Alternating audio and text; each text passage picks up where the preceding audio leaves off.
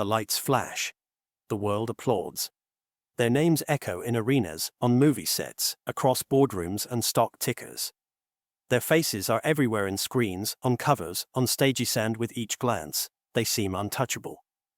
These are the individuals who tasted the finest wine, wore garments stitched with prestige, and stood beneath the glittering chandeliers of global attention. Everything the world promised, fame, influence, fortune, was laid at their feet. And yet, for reasons that defied logic and stunned admirers, they walked away. What causes a person to surrender all the luxuries most only dream of? Why abandon the homes in the hills, the accolades, the contracts worth millions? For some, it began with a whisper, quiet, persistent beneath the roar of applause. For others, it was a moment of collapse, when the weight of vanity cracked the surface of success, revealing a hollow world behind the velvet curtain. And for a few, it was a single encounter, a glimmer of eternity that made all else fade. Their stories are not those of failure or scandal, but of awakening. They weren't running away from the world, they were running toward something greater. And in doing so, they left behind not just wealth or recognition, but identities built by image and sustained by applause. What they chose instead was often quiet, invisible, and profoundly misunderstood. A cloister, a cassock, a vow, a life hidden from the spotlight, yet blazing with meaning. There is a reason these stories resonate. In a culture obsessed with gaining more, the ones who walk away stand as strange mirrors. They force us to question the very foundation of what we call success. What if the most radical move in a self-centered world is to disappear? What if the deepest form of freedom is not found in having everything, but in needing nothing? This is not a tale of rejection, it is one of return. Return to purpose. Return to the Creator. Return to the self we were before the world named us. Each soul you are about to meet exchanged gold for grace and applause for silence. They remind us that beneath the designer suits and red carpets, beneath the power lunches and flashing cameras, there lies a deeper hunger. A hunger that only the sacred can satisfy. And so we begin. Not with a fall, but with a calling. Not with a loss, but with a discovery. The journey from fame to faith is not a retreat, it is a revelation. The crowd cheers louder than the doubt inside.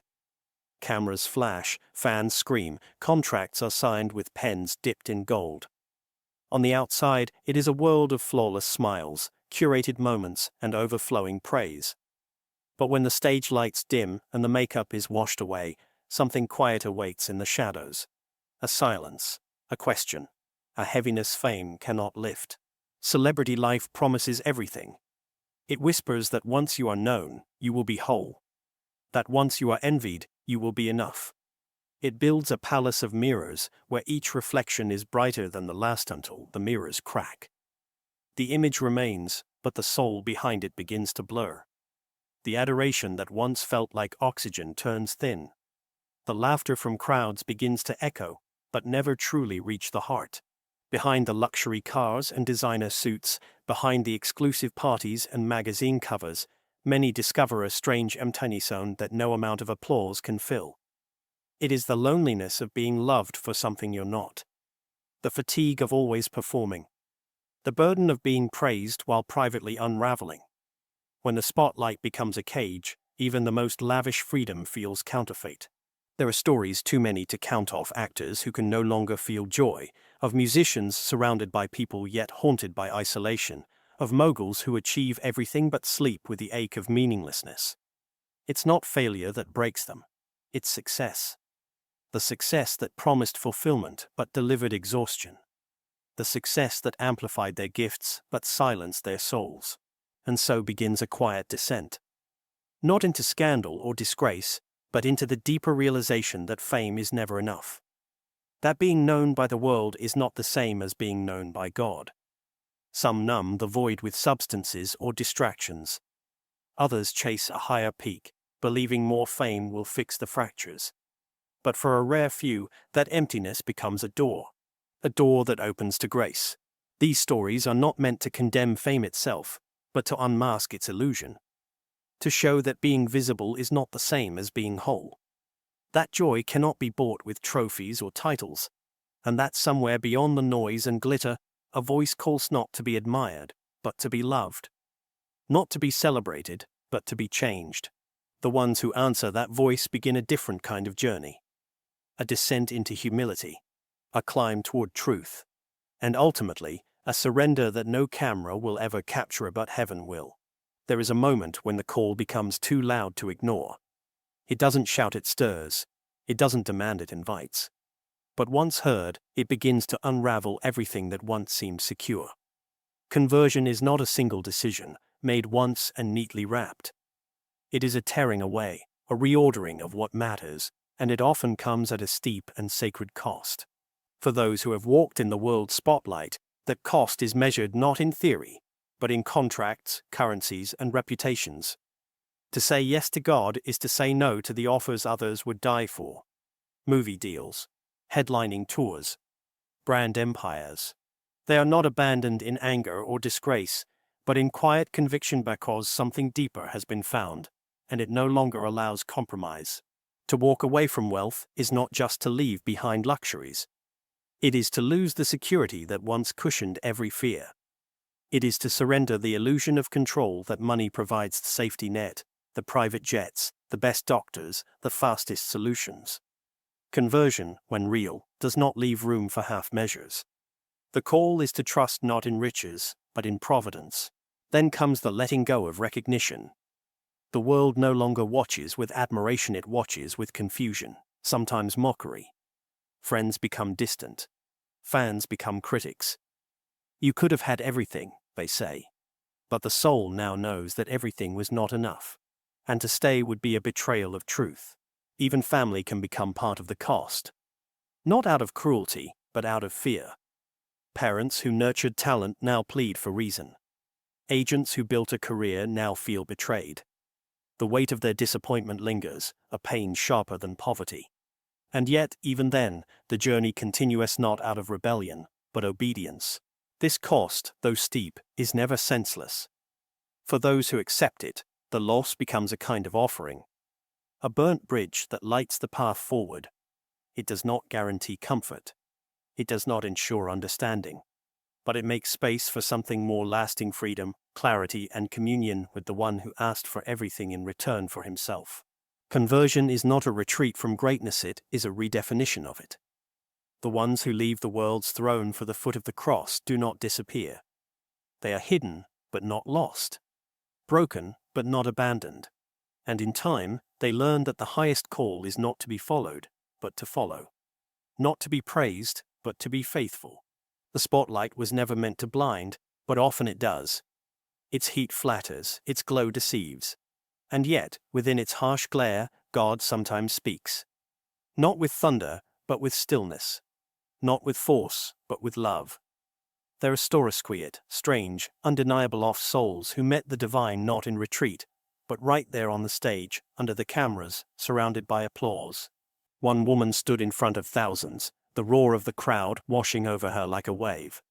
She smiled, posed, said all the right things. But in that moment, something shifted.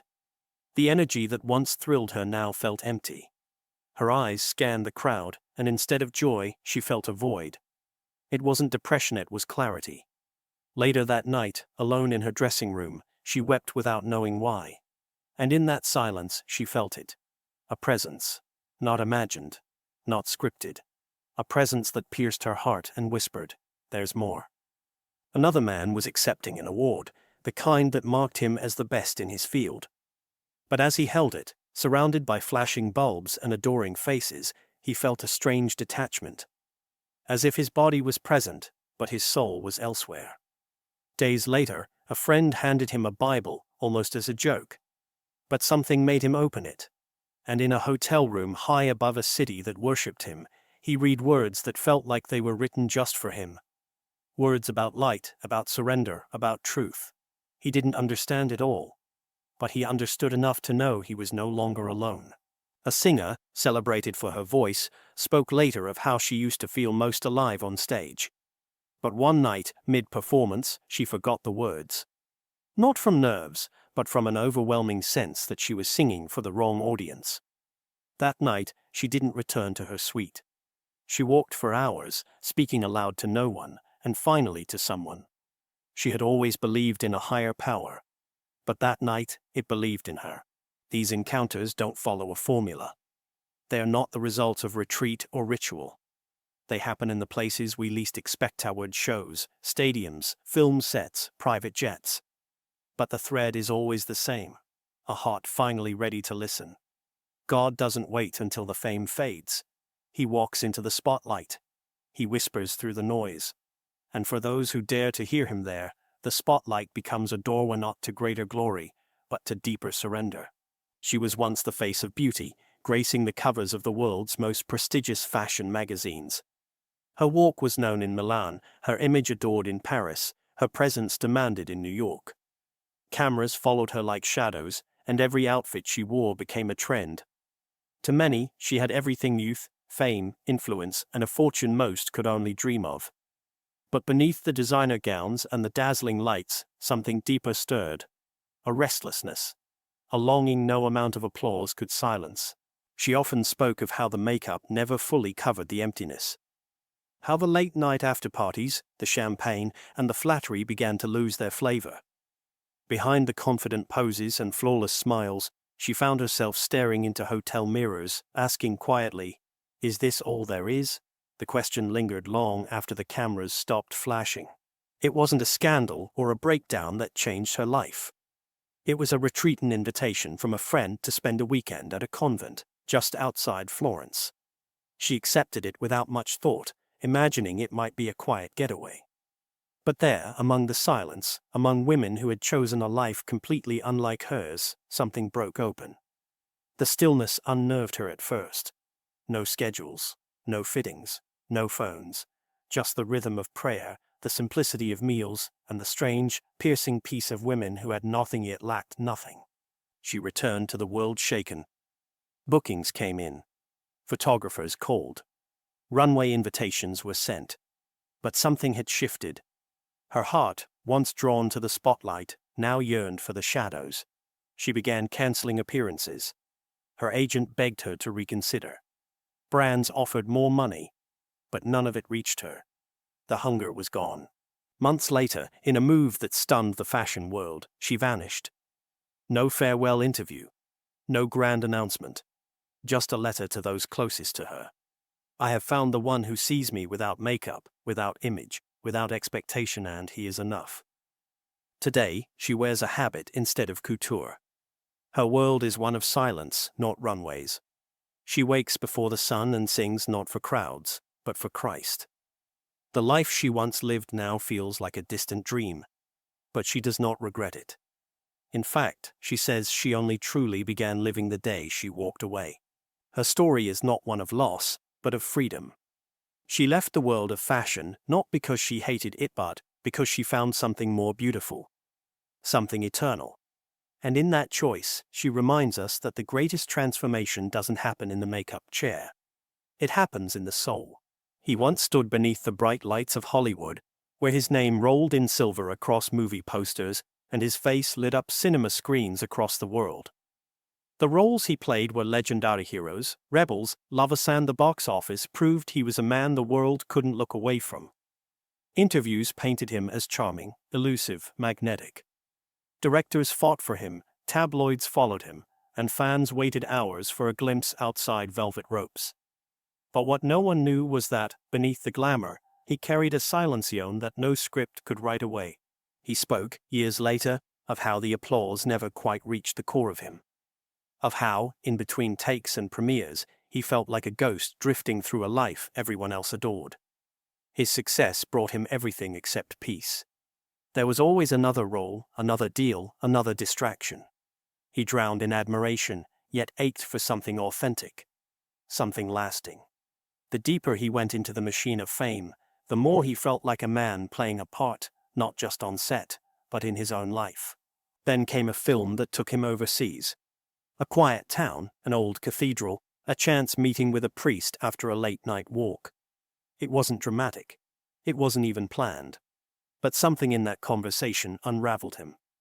The priest spoke not of religion, but of vocation, of joy, of surrender. And as the actor listened, something unfamiliar stirred in him, a stillness he couldn't explain. That night, for the first time in years, he knelt. He didn't know what to say. He only knew he had to kneel. The following months were a quiet storm. He kept working, fulfilling contracts, smiling for cameras. But his heart was already turning. He began reading scripture on planes, praying between scenes, attending mass without fanfare. And slowly, a decision grew unspoken at first, then impossible to ignore. When the final project wrapped, he didn't sign another. He disappeared from the industry without scandal, without goodbye, just silence. Years passed. Then one day, in a small chapel, a young priest stood at the altar. He raised the chalice not for a role, but for the real presence. The voice that once delivered lines now spoke sacred words. "This is my body." And the man who once played gods in fiction now served the true God in flesh.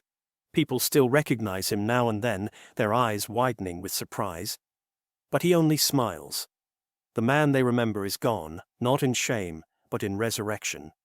His fame has faded. His soul has not. He left the red carpet for a narrow path, one lined not with fans, but with grace.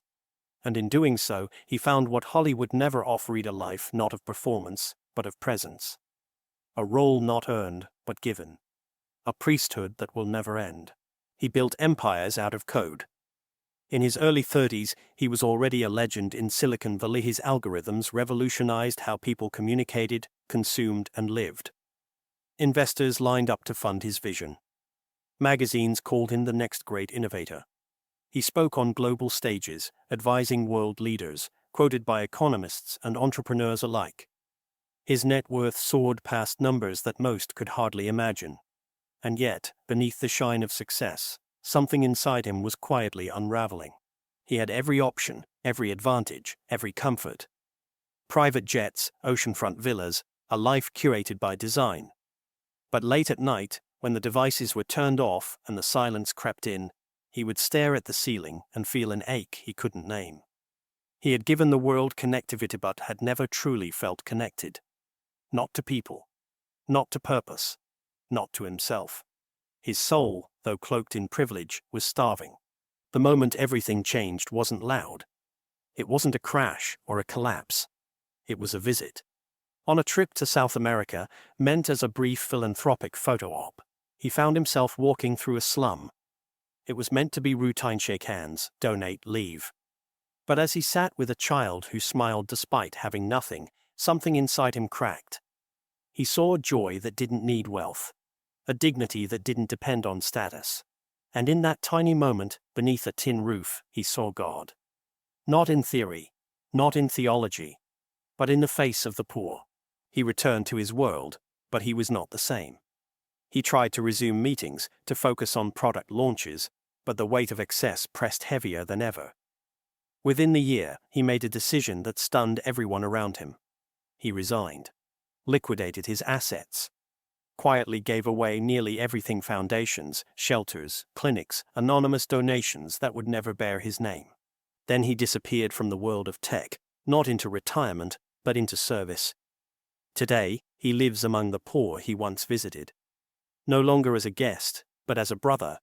He cooks, he prays, he listens. No suits, no stages, no headlines. Just simplicity. Just presence. When asked why, he once said, "I built systems that reached billions. But it took giving everything up to finally be reached myself." He doesn't see his story as radical. He sees it as a return. A return to what matters. A return to a gospel that doesn't fit into wealth portfolios, but into broken hearts and open hands. He could have kept it all. But instead, he chose the one treasure that cannot be lost. And in that choice, he found the only kind of wealth that lasts forever. A voice once filled stadiums. It soared above orchestras, pierced through roaring crowds, and echoed in the halls of the most prestigious award shows. She held a Grammy in one hand and the world in the other. Every album topped charts, every tour sold out. She sang with fire and precision, her name synonymous with excellence. But while the world sang along, she began to feel strangely alone in the noise. Fame had given her everything she thought she wanted: recognition, riches, a platform that millions envied. But something in her heart grew quieter each time the crowd grew louder. After each performance, she would return to hotel suites filled with flowers, only to sit by the window and stare into the emptiness. It wasn't sadness, exactly. It was a kind of ache. A yearning for something that couldn't be held in trophies or heard in applause. The turning point came during a Christmas concert tour in Europe. In between shows, she visited a centuries-old monastery tucked in the hills. It was meant to be a break from the Turin hour of quiet, nothing more. But the moment she stepped inside, she froze. The stillness struck her like a melody she had never heard before. Gregorian chant rose from the chapel, not rehearsed, not performed, but prayed. And for the first time in years, she didn't want to sing. She wanted to listen. She returned the next day. And the next. Something in that silence was speaking louder than any crowd had. The rhythm of the prayers, the simplicity of the sisters, the way music became a doorway to the sacred, it moved her in a way fame never had. When she left the monastery, she couldn't shake the feeling. The notes she used to write now felt hollow. Her next album was never finished. She cancelled her tour. She stopped returning calls. Her manager was stunned. The label offered her time, space, anything to bring her back. But she was already gun-drawn not to another stage, but to a choir where no one would know her name. Today, she wears a habit, not designer gowns. She chants the divine office, not for fans, but for God. Her days are quiet, measured by bells, not tour schedules. She still sings, but now her voice rises only in prayer, part of a chorus where every voice blends into one. No spotlight, no applause, just harmony. When people ask if she misses the stage, she smiles. "I didn't leave music," she says. "I just found the song I was born to sing." In the silence of the monastery, she discovered a beauty that doesn't fade, and a joy that doesn't need an audience. She traded fame for a deeper noted sound of peace. Her life was curated to perfection. Every post, every story, every caption was a carefully crafted window into a world that millions longed for. Her name trended regularly, her face was instantly recognizable, and her digital presence was a brand in itself. Partnerships with luxury labels, invitations to exclusive events, and adoration from a global audience had become her daily rhythm. She was young, successful, and envied. But none of that stopped her from vanishing suddenly, silently, and without explanation. Her disappearance shocked her followers. One day, her accounts were active, filled with sunlit travel photos, beauty tutorials, and polished inspiration. The next, everything was gone. No farewell post. No dramatic exit. Just a blank screen where once there had been constant motion. Speculation ran wild. Had she been hacked? Was this a marketing stunt? But no answers came. Only silence. What no one knew was that her journey toward that silence had begun long before she clicked delete. Between brand deals and content shoots, she had started to feel something unravel. The validation she once craved now felt shallow. The metrics, likes, shares, follows began to blur into meaninglessness. Her life, built to be seen, had somehow become invisible to her own soul. She had everything she had once prayed for, and yet she no longer knew how to pray. Late one night, while scrolling mindlessly through her feed, a verse appeared posted by someone she barely remembered following. It simply read, "Come away by yourselves to a quiet place and rest a while." The words struck her like a whisper cutting through static. She stared at them for minutes, maybe more. Something deep within stirred. It wasn't a call to slow down. It was a call to let go. She began visiting a nearby chapel in secret. No filters, no makeup, no phone. Just her and the silence she had once feared. Slowly, the noise inside began to still. She started reading the scriptures. She started listening. And what she heard was a call not to be seen, but to be hidden. Not to be followed, but to follow. Within a year, she had made her decision. She entered a cloistered monastery far from the city lights. A place where her name meant nothing and her past carried no weight. She embraced a life of enclosure, prayer, and work. The world that once knew her so well now knows nothing of her days. And she prefers it that way. She does not regret her disappearance. In fact, she sees it not as erasure, but as rebirth. In leaving the digital world behind, she found a deeper connection not measured by engagement but by grace. And now, behind stone walls and silence, she lives more fully than ever before. Not famous, not visible, but truly seen, be the one she had been searching for all along. It rarely comes the way we expect. Not with thunder, not with spectacle. Sometimes it's a whisper. Sometimes it's a dream. And sometimes it's the sudden realization that God has been calling all along, but the noise of the world was too loud to hear it. For each of them, the model, the actor, the billionaire, the singer, the influencer, there was a moment when something shifted. A voice, not of this world, broke through the veil. And nothing was ever the same again. One spoke of a dream so vivid it haunted her for weeks. She had stood in a field of gold, surrounded by lights and laughter, but felt utterly alone. And then a figure appeared, clothed in light, with eyes she couldn't describe. He said nothing, only looked at her with a sorrowful tenderness. When she woke, her pillow was soaked with tears. She didn't remember crying. She had always dismissed faith as symbolic, something distant and poetic. But the dream felt like a door, and something inside told her it had been real. Another confessed that his moment came in the confessional, long after he had stopped believing in the sacrament. He had wandered in, almost out of habit, weighed down by regret he couldn't name. The priest listened, silent and patient. Then came the words, "You are more than what you've done. You are more than what the world says you are." In that moment, grace poured over him like water. He wept not out of guilt, but relief. For the first time, he felt forgiven. Not by a man, but by God. There was a moment on a mountaintop where one of them had gone just to escape the pressure. He sat alone, breathing in the cold air, when everything fell silent, not just around him, but inside. He didn't see anything. He didn't hear anything. But in that silence he knew. God was real, and he was near. It was not a revelation of fire, but of peace, and it marked him forever. Some moments came during Eucharistic adoration. Some in the pages of Scripture. One while listening to sacred music that pierced through years of disbelief.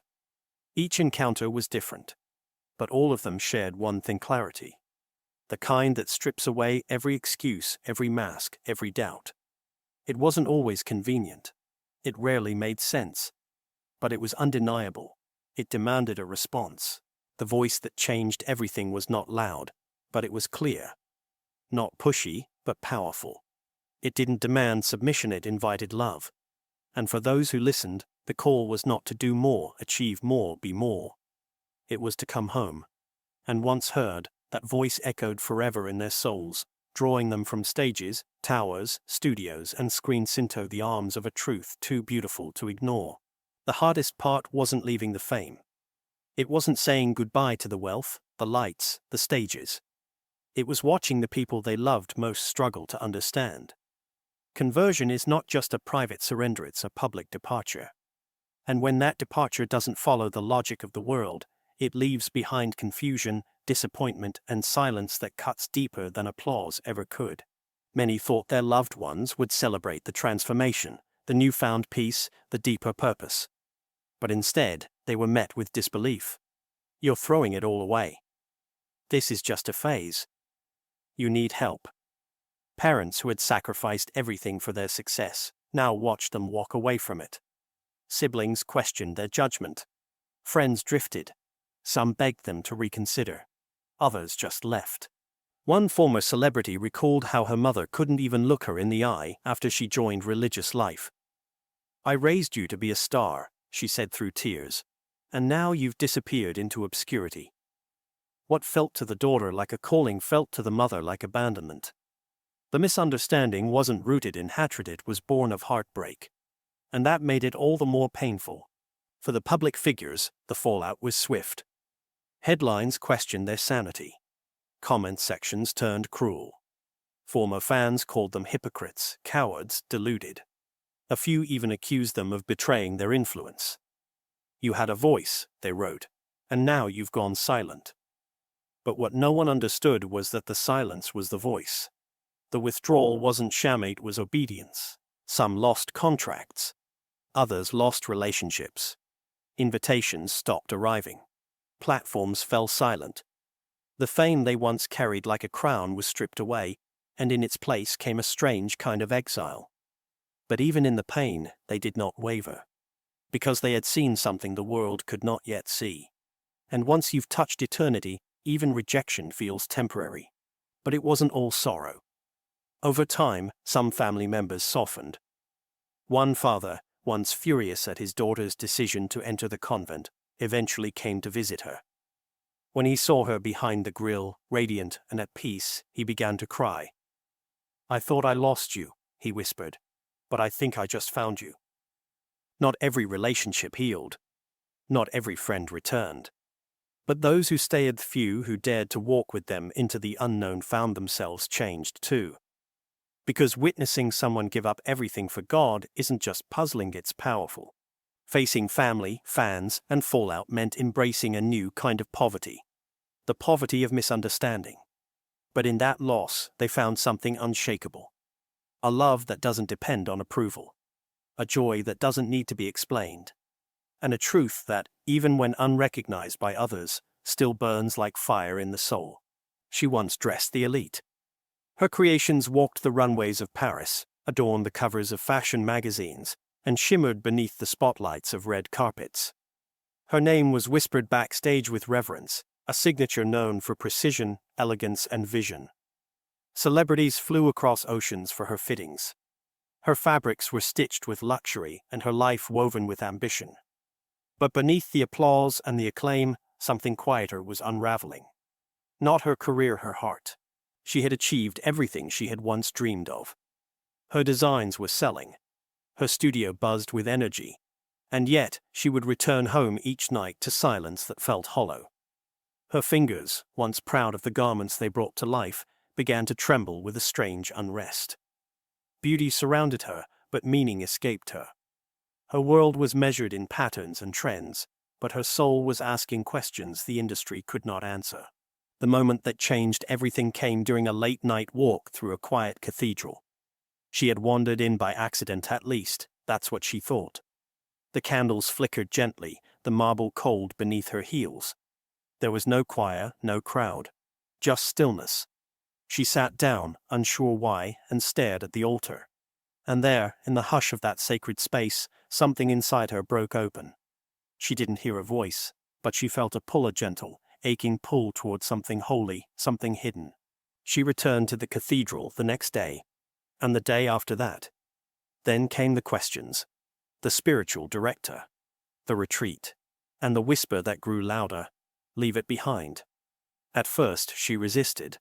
Her career was flourishing. Her designs were in demand. But the world that once felt like everything now felt unbearably small. Slowly, she began to let go. One show cancelled. One collection declined. One studio closed. She entered religious life quietly, without press or farewell. Her sewing machine came with her. But instead of fashion houses, she now sews in a convent. Habits for her sisters. Altar linens for mass. Embroidered stoles for visiting priests. Her designs no longer make headlines, but they carry a beauty that lasts far longer than trends. Her hands still create, but now with reverence rather than rush. She doesn't regret what she left behind. Not the fame, not the wealth, not even the art. Because now, she says, her art is prayer. Each stitch a meditation. Each thread an offering. She once clothed the famous. Now she clothes the bride of Christ.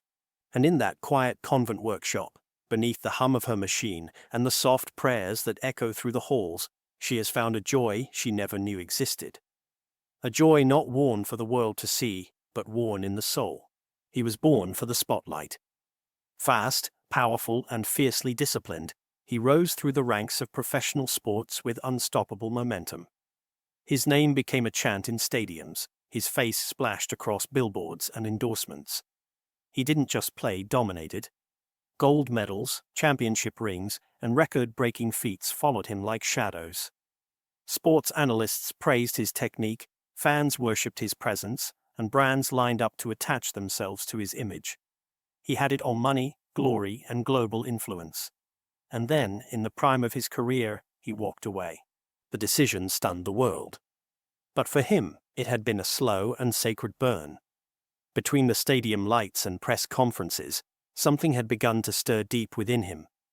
At first, it was just a sense of restlessness. He found himself more drawn to quiet chapels than victory celebrations, more moved by scripture than by success. While his teammates reveled in their fame, he was slipping into solitude, asking questions he never dared to voice aloud. One night, after a championship win, he knelt beside his bed with the medal still around his neck. He had everything he had ever worked for, but his heart felt strangely hollow. In that silence, he whispered the words he had avoided for too long. "Lord, what do you want from me?" And for the first time, he felt something answer, not with thunder, but with clarity. A pull toward something higher than the podium. He started going to daily mass. Quietly, without telling anyone, he began spiritual direction. His Bible traveled with him to training camps. Prayer became his warm-up, the rosary his pre-game ritual.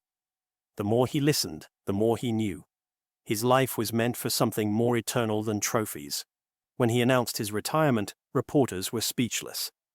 Rumors flew: an injury, a scandal, a breakdown. But he simply said, "God called me." And he meant it. He traded endorsement deals for theology textbooks, custom sneakers for sandals, roaring crowds for the quiet of the seminary. Today, he lives in near anonymity. His mornings begin with prayer, not press. He studies, he serves, he discerns. The discipline that once drove his body now shapes his soul. And though the world may see it as a loss, he calls it the greatest win of his life. People still recognize him from time to time. They ask if he misses the game. He smiles and says, "I'm still training, just for a different crown." He gave up the fame others dream of to pursue the call only few dare to follow. Not for applause, not for legacy, but for love. A love that doesn't fade with age or injury. A love that outlasts the finish line. He used to run boardrooms like a general. Sharp suits, sharper decisions. His company spanned continents, his signature opened deals worth millions. His calendar was a fortress of meetings, his phone a portal to power. People admired his discipline, envied his success, feared his silence. He flew private, ate at tables where presidents sat, and shaped a future defined by strategy and speed. But somewhere between the quarterly reports and the clink of champagne glasses, a quiet dissatisfaction began to grow. He couldn't name it at first. Everything looked perfect. His employees respected him. His family was proud. His influence was real.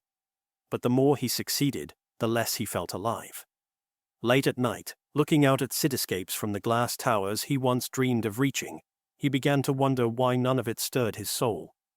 Success had filled his hands, but left his heart aching.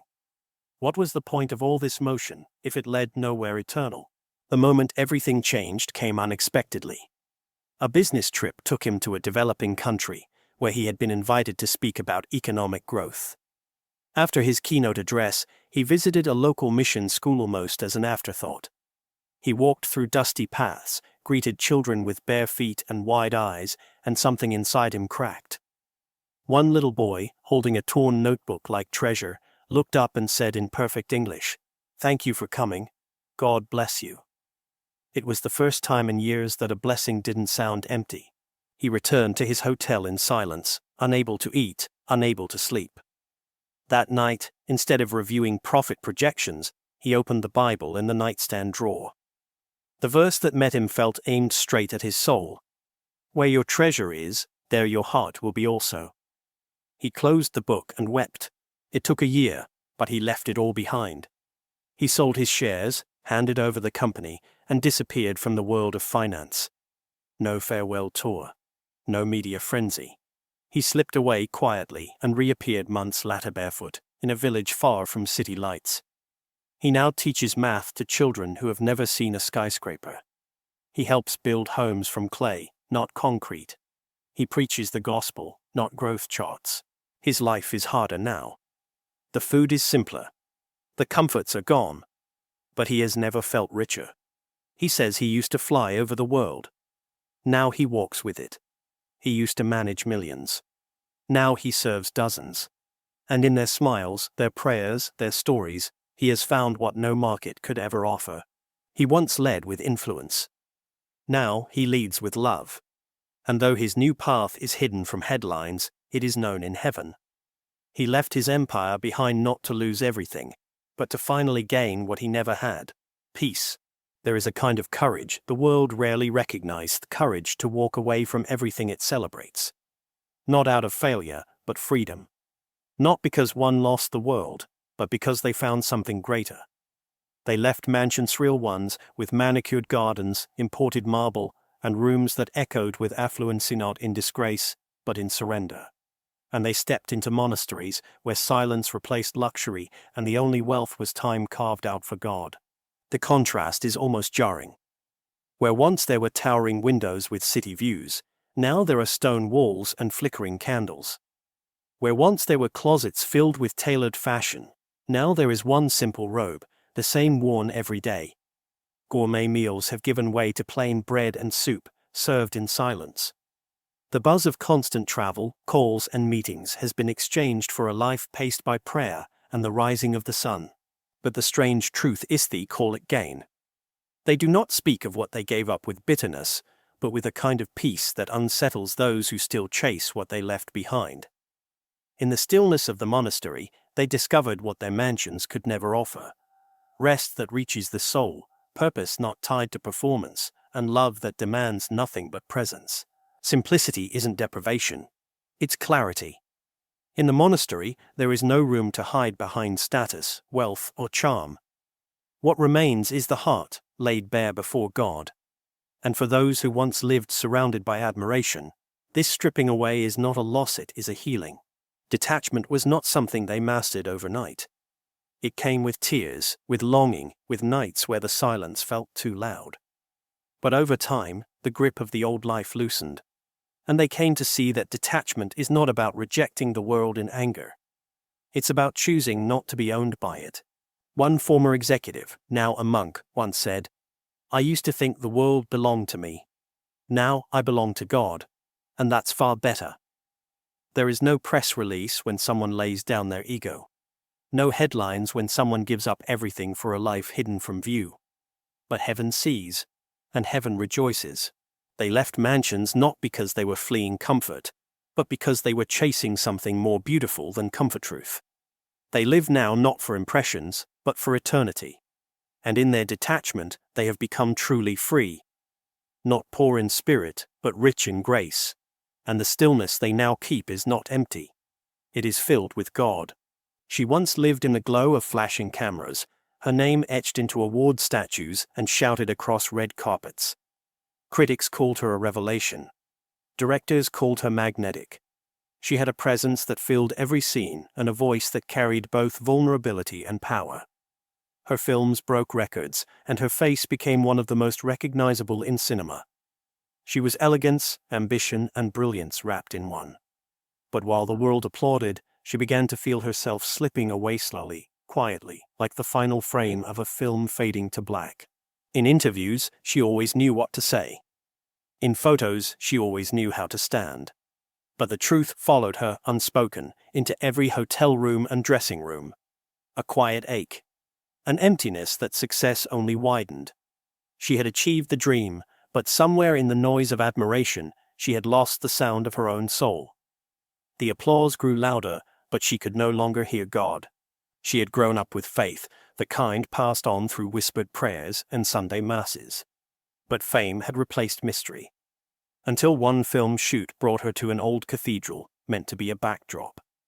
During a break, she wandered off set and sat alone in a pew, still in costume. The cameras paused. It was there, in the thick quiet of stained glass and incense, that something broke open inside her. She didn't hear a voice. She didn't see a vision. She simply knew God was there, and she wasn't. That moment became a beginning. She began sneaking away from events to attend daily mass. She started reading scripture instead of scripts. When she spoke with spiritual directors, she found herself more alive than she had ever felt in any role. The turning point came gently, but decisively. She declined a lead role that would have defined her career, and she never returned. Years later, she took vows. And today, the woman once known for commanding the screen now leads a community of sisters as Mother Superior. She rises before dawn to pray, her hands no longer manicured for cameras, but lifted for intercession. She guides young women through silence, through service, through surrender. Her world is quiet now, but rich in ways only the soul understands. People still recognize her sometimes, stunned to find her behind the habit. "You were the actress," they say. She smiles gently and replies, "I still am. I just changed my role." The woman who once lived for the spotlight now lives for something far greater, a life offered, not performed. And the community she leads does not applaud her, they walk with her, pray with her, and know her not by her fame, but by her faith. She gave up an audience of millions for a life known only to God. And in that hidden place, she has become what no script could ever make her: a mother, a servant, a witness to grace. There is a moment when the numbers stop meaning anything.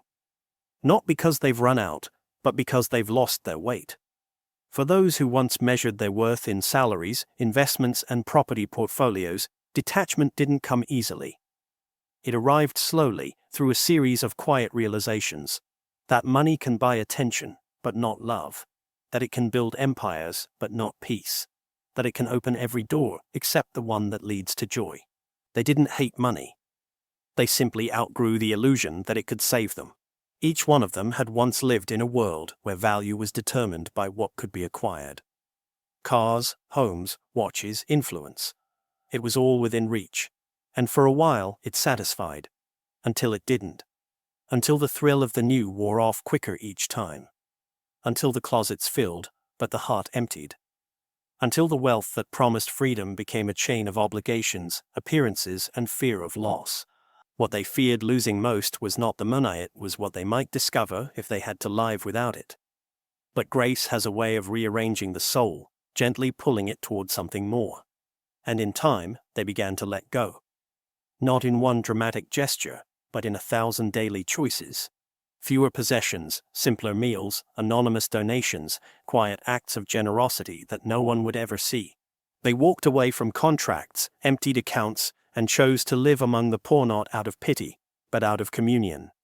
And in that voluntary poverty, they found what luxury never delivered: clarity, time, depth, gratitude. The ability to be fully present in a moment without calculating its cost or curating it for display. One of them once said, "I used to buy things because I could. Now, I receive everything as a gift." That shift, subtle but seismic, was the heart of their transformation. No longer owners, but stewards. No longer consumers, but givers. And in giving, they received tenfold. They no longer check stock prices or worry about market trends. They watch the seasons, not the economy. They measure wealth in peace, not possessions. And they speak of money now not as something evil, but as something neutral, dangerous only when mistaken for meaning. They left behind the pursuit of more, not because they had no use for money, but because money had no use for their soul. In the eyes of the world, they lost status. In the eyes of heaven, they were freed. And that freedom, unseen, unmeasured, and unbought, is now the richest thing they own. Not all conversions begin with peace. Some begin in wreckage. Beneath the surface of fame and fortune, behind the carefully curated lives and glittering images, there were wounds no spotlight could heal. Addiction hidden, denied, excused had wrapped itself around more than one soul. It was not just an escape. It became a chain. And even as the world applauded their success, they were silently sinking. The wealth only fed it. The fame only hid it. The luxury became a mask for a suffering no one saw. For one, it started with prescription pills. A way to sleep after late-night shoots, to ease the pressure, to silence the racing thoughts. The pills turned into bottles. The bottles into blackouts. And soon, the star who lit up screens could barely get out of bed. Another chased the high of adrenaline parties, drugs, fast cars, fast people. Everything was about sensation, about escaping a stillness he feared would consume him. He was a household name, but at night he curled into himself like a frightened child, praying without knowing it, thought something would break the cycle. And something did. Rock bottom is different for everyone. For one, it was waking up in a hospital, tubes in his arm, the ceiling white and merciless. For another, it was watching her reflection fade in a bathroom mirror, eyes bloodshot, soul hollow. In those moments of collapse, grace appeared not with fire, but with mercy. A priest who sat by the bedside. A Bible left by a nurse. A prayer muttered in desperation that felt, somehow, heard. They didn't recover through willpower. They were rescued. Slowly, gently, through confession, through forgiveness, through the humbling process of starting over not just sober, but surrendered. The fame didn't save them. Rehab didn't save them. God did. And once they tasted that healing, they couldn't go back. Some entered monasteries. Some became missionaries. One, a former producer, now works with addicts in the very neighborhoods he once avoided. Another teaches catechism in a halfway house. They no longer hide their past, they offer it as proof that God can reach into the darkest places and pull someone back into the light. Their stories are not clean. They are not neat or easy. But they are real. And they reveal a truth the world rarely admits: that success can hide suffering, that wealth can mask wounds, and that sometimes the most radical transformation begins in ruin. They left behind not only money, not only fame, but destruction. And what they found was not just faith, it was redemption. The kind that restores what was broken. The kind that turns ashes into testimony. The kind that says, you are not beyond saving. And in their healing, they now carry a hope more powerful than any headline. That grace is real, and it never runs out. She was born into a life already written.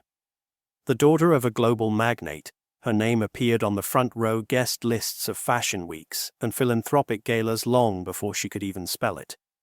Her childhood was spent in private planes and palatial homes, learning the language of wealth as fluently as her native tongue. She was the heir-groomed, educated, and expected to carry the legacy forward. The empire would one day be hers, and everyone assumed she wanted it. For a while, she did. She excelled in every school her family chose for her.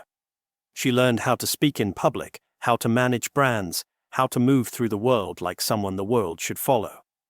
Internships turned to board positions. Cameras followed her at charity events, and her name began to appear on the lists of women to watch. Her future was secure. But her soul was not. It began with a trip she hadn't planned. A college friend invited her to a small pilgrimage abroad. She agreed, more out of curiosity than faith, thinking it would be a break from her exhausting schedule. What she found instead was the beginning of a surrender she never saw coming. In a humble chapel tucked between hills, with no Wi-Fi, no press, and no expectations, she encountered something her fortune had never given her: presence. The real, living presence of a God she had always treated as tradition, not truth. After that, she began to change. Not dramatically, not all at once, but unmistakably. She spent less time at events and more in adoration chapels. She stopped planning fundraisers and started serving in silence. Her family noticed. They were kind, but cautious. Her father assumed it was a phase. Her mother suggested therapy. But the call was growing louder. Then, the unthinkable happened. At the reading of a revised will that had named her as sole successor, she stood up and declined. Gently, firmly, she handed the papers back and said, "This is not my inheritance." She walked away from the boardrooms and the bonds, the estates and the expectations. And she entered religious life. Today, she wears a veil instead of designer labels. She lives in a small convent where no one knows her last name. She sleeps in a room the size of her old dressing closet. Her fortune now is prayer. Her legacy is service. And when asked if she ever misses what she left behind, she smiles and says, "I didn't lose anything, I traded it." She was once the heir to an empire. Now she is the daughter of the king. And in her quiet, hidden life, she has become richer than ever. Not in stocks or estates, but in the peace that can only come when you finally choose the inheritance that never fades. It is a command that cuts through comfort like a blade: "Come, follow me." Simple in words, devastating in implication. For those who heard it from the mouth of Christ, it meant abandoning nets, boats, homes, and livelihoods.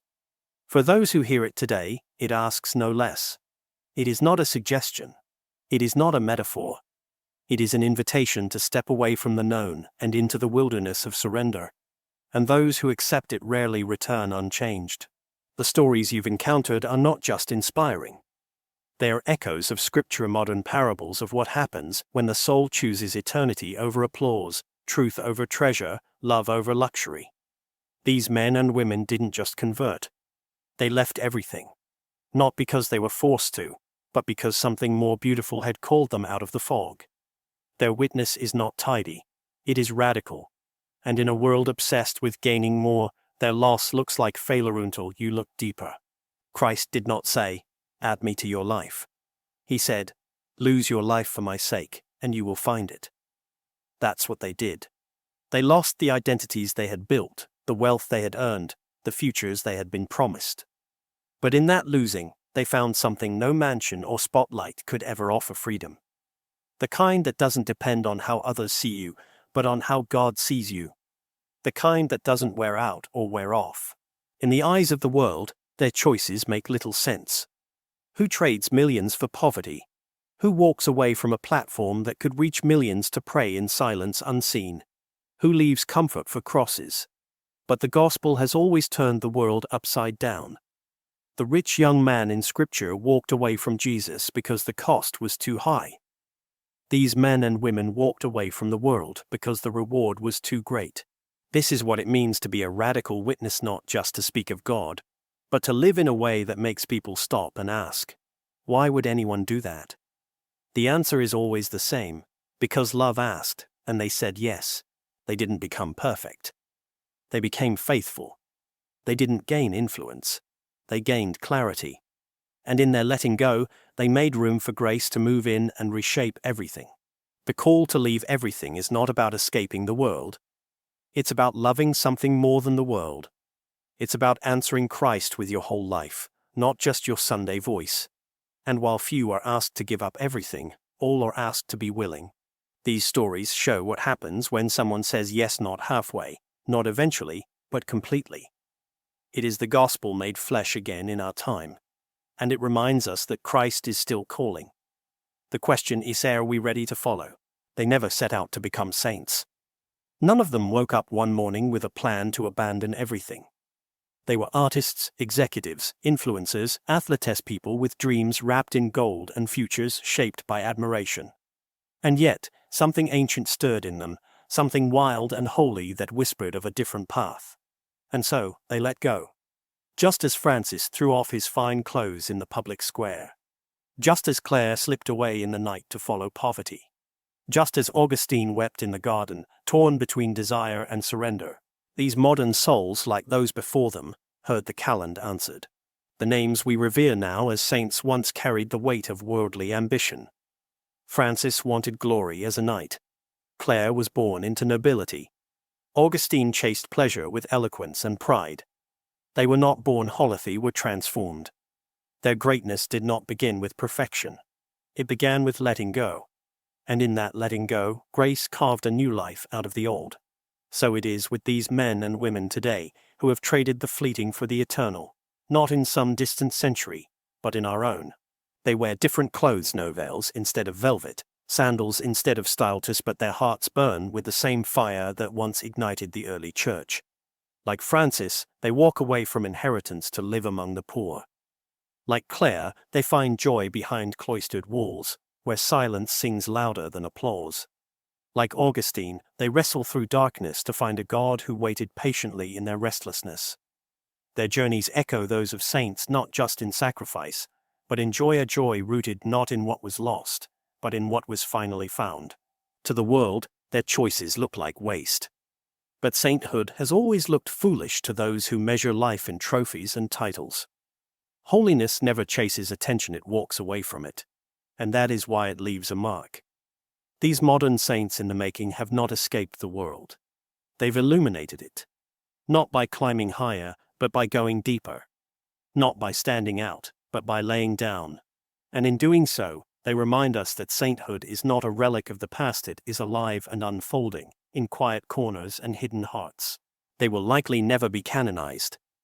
Their names may not appear in history books or be carved into church walls, But heaven knows them. Heaven sees them. And in their radical surrender, they teach us again what the saints have always known: that nothing we give up for God is ever truly lost. It is only transformed. It is only redeemed. And through that sacrifice, the world is made holier, one hidden yes at a time. Conversion does not erase the storm, it reveals the anchor. For those who walked away from fame, fortune, and acclaim, the surrender to God did not instantly silence the struggle. If anything, it made the struggle sharper, more honest. The glitter was gone. The distractions stripped away. And in that raw silence, the real battle began not with the world, but within. Temptation didn't vanish. It lingered like an echo.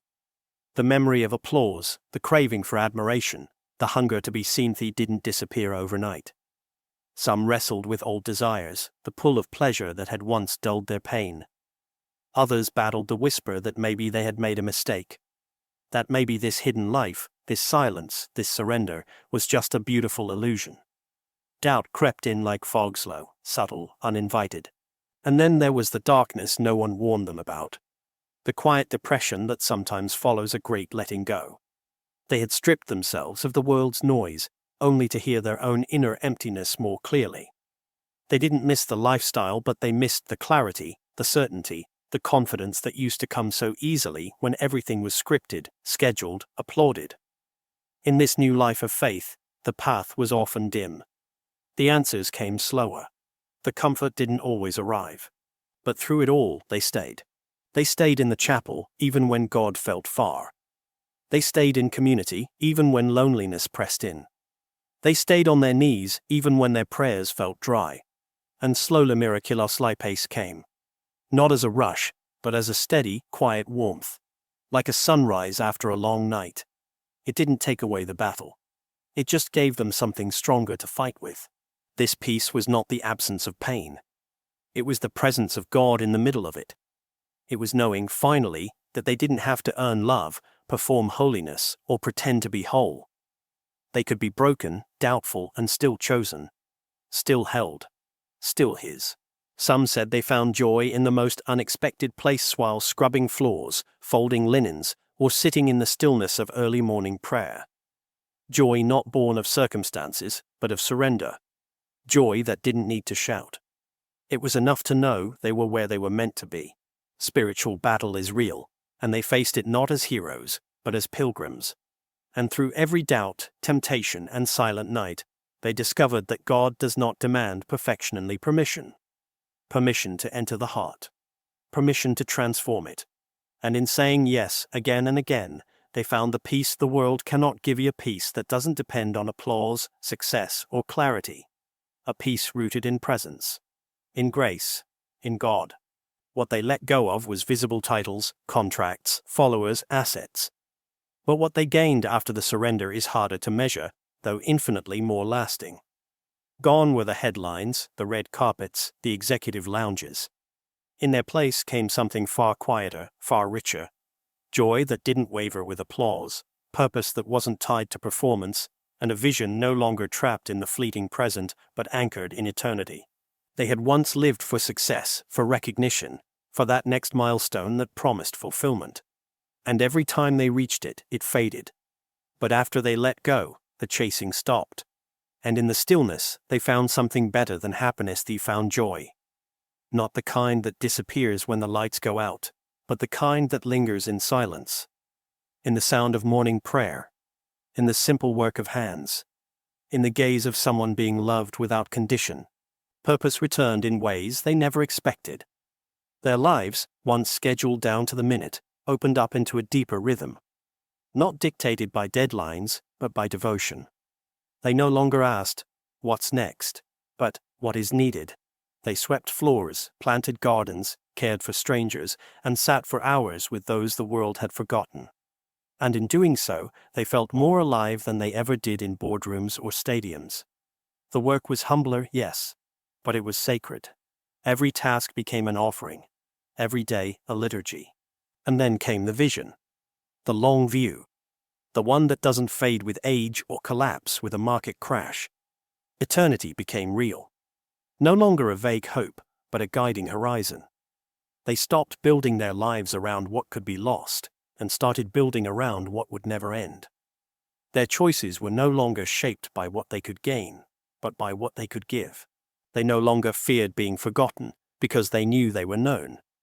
Not by the world, but by the one who made them. And in being known, they became free. Free to love without needing to be impressive. Free to speak without needing to be applauded. Free to live without needing to be watched.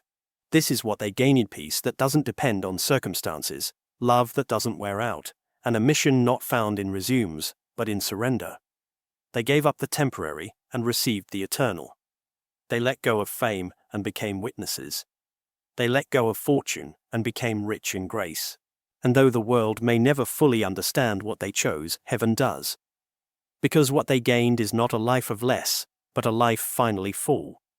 Not measured by status, but by surrender. Not marked by achievement, but by faithfulness. And in that faithfulness, they found everything. They did not vanish. Though they left the stages, the boardrooms, the flashing cameras, and the adoring crowds, they did not disappear. They became something quieter, living testimonies. Not written in ink or etched in stone, but carved into the fabric of a world desperately searching for meaning.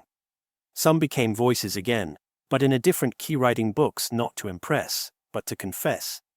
Speaking not to sell a brand, but to stir souls.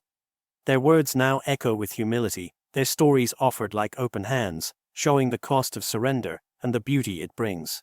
Others live without platforms, without followers, in places no map will highlight. They rise before the sun to pray for a world that does not know their name. In silence, they battle for souls. In simplicity, they live out a radical gospel that preaches without noise. They are monks and nuns, hermits and hidden saints, and though their lips may be silent, their lives speak volumes. In them, the dying world sees something unsettling: people who have everything, yet want nothing but God. And then there are those who walk the middle path, serving in missions, running soup kitchens, mentoring youth in the very cities they once ruled with style and success. They've traded networks for neighborhoods. They've turned conference rooms into classrooms, stages into sanctuaries. Their influence no longer reaches millions in a single post, but it reaches one heart at a time. And in eternity, that is the measure that matters. Some are invited to speak in churches, schools, and retreats. People listen, wide-eyed, as they describe what it was like to have everything and why they left it all behind. Their words cut through the fog because they come not from theory, but from lived transformation. They don't preach prosperity. They testify to the poverty that saved them, blessed kind, the kind that emptied them of ego and filled them with grace. But even without words, their lives speak. The way they move through the world, unhurried. The way they listen instead of react. The way they love without needing to be loved in return. In them, the world sees not polished success, but hollowness, a kind of beauty that does not age, a light that doesn't dim. They are proof that it is possible to live for another kingdom, even while walking on this earth. They no longer chase relevance, yet they are more relevant than ever. Because in a culture drowning in noise, they offer silence. In a world hungry for worth, they offer truth. They are living testimonies to a dying world, not because they escaped it, but because they were healed within it. And every day, by their quiet witness, they remind us that the gospel is still alive, still radical, and still powerful enough to turn a life completely upside down, only to set it finally right. We watch their stories from a distance, awed, maybe even confused. How could they walk away from so much? From fortune, from fame, from futures most people only dream of. It's tempting to call them exceptional. To believe their choices were unique, their paths different from our own. But beneath every story was not a sudden act of greatness, it was a decision. One that anyone can make. To let go of what is temporary in order to embrace what is eternal. Their lives, in the end, are not about what they left behind, but about what they found. And in that discovery, we are invited to ask the harder question: what are we still holding on to? Maybe we're not celebrities. Maybe we don't have fortunes or fans. But we all have attachments. Things we cling to for comfort, for control, for a sense of who we are. It might be success. It might be the need to be liked. It might be resentment, fear, distraction, or even the image we've built to keep the world impressed. What would it look like to loosen our grip? To let go, even just a little, and trust that what God wants to give is better than what we're afraid to lose. There is no shame in struggle. The call to follow Christ has always been costly. It's not about becoming poor or disappearing into silence. It's about becoming free. Free enough to choose peace over pressure, truth over image, love over fear. And maybe that freedom starts not with a dramatic renunciation, but with a simple question whispered in prayer. Lord, what am I holding on to that is holding me back from you? The ones who said yes didn't know where their yes would lead. They didn't have every answer. But they had enough faith to trust the one calling. And in that trust, they discovered joy, purpose, and a peace the world could never offer. Their lives are not just stories, they are mirrors. And in them, we see a God who still calls. Not just the wealthy, not just the well-known, but each of us. This is not a call to leave everything behind. It's a call to examine what we've allowed to become everything. The things we believe we cannot live without. Because sometimes, what we cling to most tightly is the very thing keeping us from the life we were made for. So what are you holding on to? And what might happen if you let go not to fall, but to finally be caught by grace?